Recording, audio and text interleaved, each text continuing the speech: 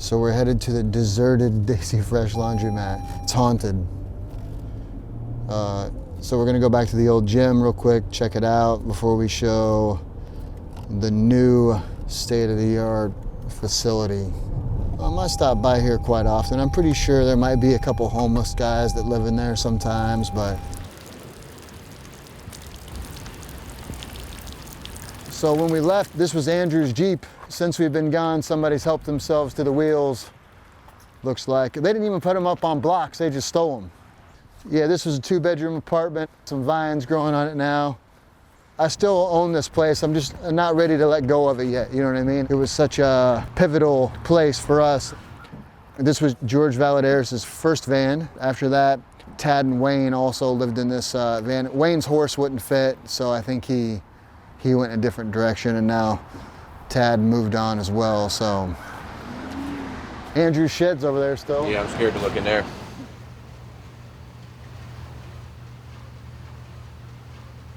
It's in about the same condition as when we trained in it. Hey, I got to keep this ready to go, you know? We might have to move back in here one day, so.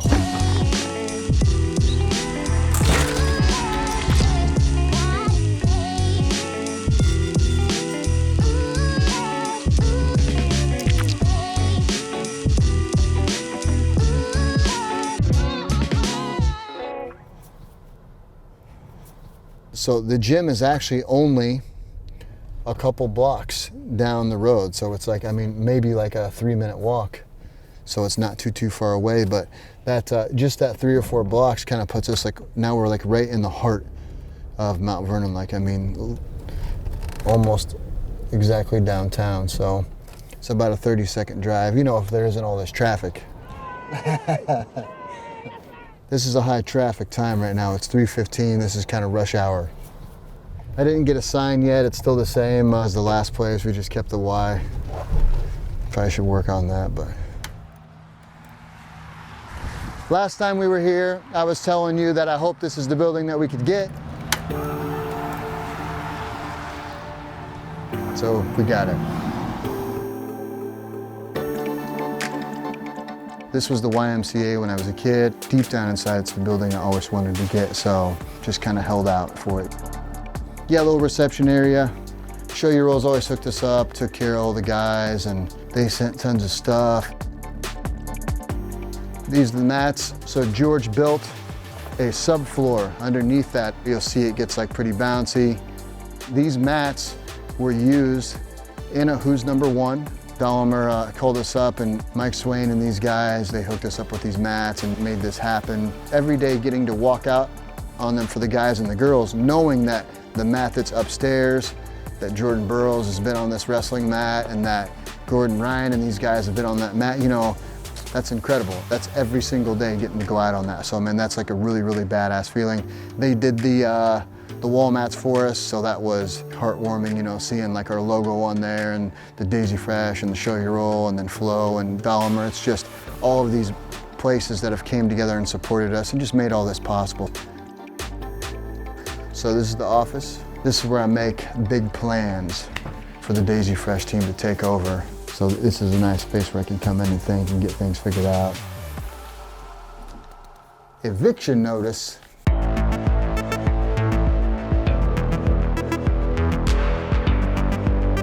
I'll show you the bathrooms first. They got a little stall in there, you know, looking all nice. 2 showers. The boys laid the floor in here. They got the lockers, painted them up. I'm really proud of this part though. The girls' bathroom, you know, they got their stuff there. Really proud of this one. It's really, really nice in here. And you know, it's like their own thing. Before we had one bathroom, you know, so it's like the girls had to share a bathroom with the guy, and you know, couch, he pissed on the seat sometimes, I think, you know what I mean? So it's nice for them to have their own little area, you know what I mean?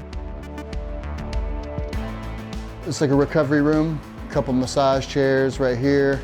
So this is our little sauna. And then we have another infrared sauna that's gonna come that got back ordered, but it'll be right there. This is the part of the Daisy Fresh we brought with us. Blue mat, red mat. You can reach in here and get you a little touch if you want. This was the latest one we just won last week, Pan No Gi Adult This is Pixley's Outstanding Wrestler Award for the NIA in 2016, NCAA title, some stuff from Couch, I'm not sure who this guy is, and then some old belts and stuff that we got there. So the upstairs part of the buildings is the Wrestling Academy. Go! You got a little unfinished weight room up here, so there's Tag getting swole. There's a reverse hyper that we got. I don't even know what the hell that is. A lot of this stuff, this is just the stuff that was on the wall from the old gym. So here's a little pile of medals. I'm not sure what to do with them yet, but just all the old pictures, you know, they all got all wet and stuff, you know, in the Daisy Fresh because there's the condensation, the humidity that was in there constantly. But at the end of the day, like I said, it's kind of a building process. You know, we'll save up enough to where I'll let the guys pick like one major machine, then we'll just throw it in and just more stuff to add to the facility. You know, it's like, you know, it's not the most incredible, but for right now, this is my favorite part. These are the sticker wall mats from the old gym, from the Daisy Fresh. So we brought as much of that as we could over, and I like to come in here, you know, because it reminds me of the old school. But yep, little strength and conditioning room. You can always find Tad in here, usually sleeping. From here, okay, we want to put all of our weight down on top of this leg and penetrate down here to pass, okay? Guys, make sure you keep your feet behind their leg. I don't want Spatch's leg to get underneath mine and come here, because now I'm in this position, okay? So I want to keep this foot stapled behind this one, okay? So, one more time, you can just grab the feet, here, turn the leg in, okay? He makes the face, push this down, all the pressure up, over, into the leg drop, okay?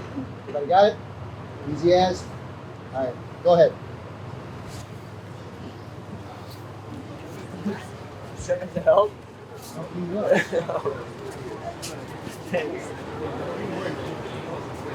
So there's a lot more space, obviously, but with more space comes more people. I think we average around 50 to 60 people every single class at nighttime, so it's pretty cool. Even though I had big dreams about wanting to build a team, I'm not sure if I ever thought that we could have something as nice as this, you know, it's a really good feeling. I've had trouble with my eyes in the last couple years. My retina detached all the way. I had to get the surgery. You have to be face down for 2 weeks. You can't get up. Spatch and George, they stepped up in a way that I'm forever grateful. They didn't know shit, and they studied and they painted, then they repainted, then they repainted again. And I mean, they built the entire thing. If you could see what this place looked like, it had sat empty for years. It was mainly me and Spatch here, literally 20 hours a day. Oh my God, it's like, you know, the electrical, the plumbing, the mats, the laying the carpet, painting walls and shit you just don't even think about. And we had no bloody idea what we were doing. So we'd sit down 20, 30 minutes a night and look at bloody YouTube and figure out how to do this shit, you know, lay the floor and put the sauna together. The reason that I personally myself worked on the gym was because specifically Heath did a lot of stuff for me, you know. He put hours and hours of his life. He, I don't know, let me hang around and taught me as much as he possibly could, and he didn't have to do that. And I think it was a fucking small sacrifice for me to dedicate 2 months so that we can sit in this beautiful fucking place right now.